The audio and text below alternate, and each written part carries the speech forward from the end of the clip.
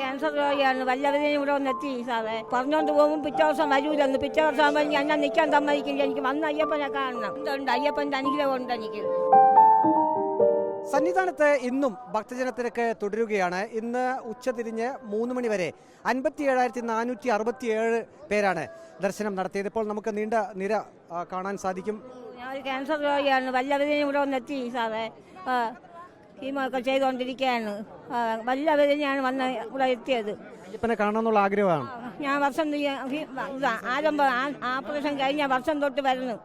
ഞാൻ പറഞ്ഞോണ്ട് പോകും പിറ്റേ ദിവസം വരൂലെന്ന്. പിറ്റേ ദിവസം ആകുമ്പോൾ എനിക്ക് എന്നെ നിൽക്കാൻ സമ്മതിക്കില്ല. എനിക്ക് വന്ന് അയ്യപ്പനെ കാണണം. അങ്ങനെ വീട് എവിടെയാ? വീട് എവിടെയാ? നെയ്യാറ്റിൻകര. ചികിത്സയിലാണോ? ചികിത്സയിലാണ്. കൂടെ ആരൊക്കെയാ ഉള്ളത്? നമ്മൾ 7 പേരുണ്ട്. എൻ്റെ കൂടി എൻ്റെ ഭർത്താവും എൻ്റെ അമ്മാവി എൻ്റെ ഞാൻ. കണ്ടാൽ ഒരു ആശ്വാസമാണ്. ഉണ്ട് അയ്യപ്പൻ്റെ അനുഗ്രഹം ഉണ്ട് എനിക്ക്. തിരക്കെങ്ങനുണ്ട്? തിരക്ക് ഭയങ്കര തിരക്ക്. തിരക്കുണ്ട്. ഉണ്ട് തിരക്ക്. നല്ല തിരക്ക്. നല്ല തിരക്ക്.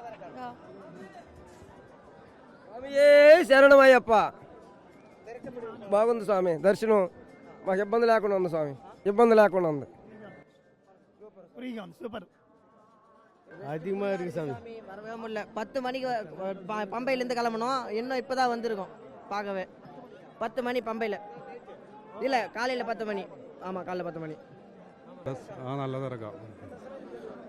ഒരു 4 മണിക്കൂർ. അല്ല, പമ്പയിൽ നിന്ന് കയറി ഇവിടെ 11 മണിക്ക് കയറിയതാ. തിരക്ക് നല്ല തിരക്കാണ്. ഞങ്ങൾ രാവിലെ കയറിയതാണ്. ഇപ്പോഴാണ് ഇവിടെ എത്താൻ പറ്റിയത്. നല്ല തിരക്കാണ്. എല്ലായിടത്തും നല്ല ക്യൂ ഉണ്ട്. ഇപ്പം ഞങ്ങൾ കറങ്ങി കയറി വന്നതാണ്. നല്ല ക്യൂ ഉണ്ട്, നല്ല തിരക്കാണ്.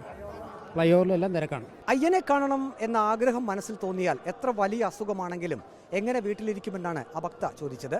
പതിവ് പോലെ ഇന്നും സന്നിധാനത്ത് തിരക്ക് തുടരുകയാണ്. വീഡിയോ ജേർണലിസ്റ്റ് റിജു ഇന്ദിരയ്ക്കൊപ്പം reporter Praveen Purushothaman, in reporter, Sannidhanam.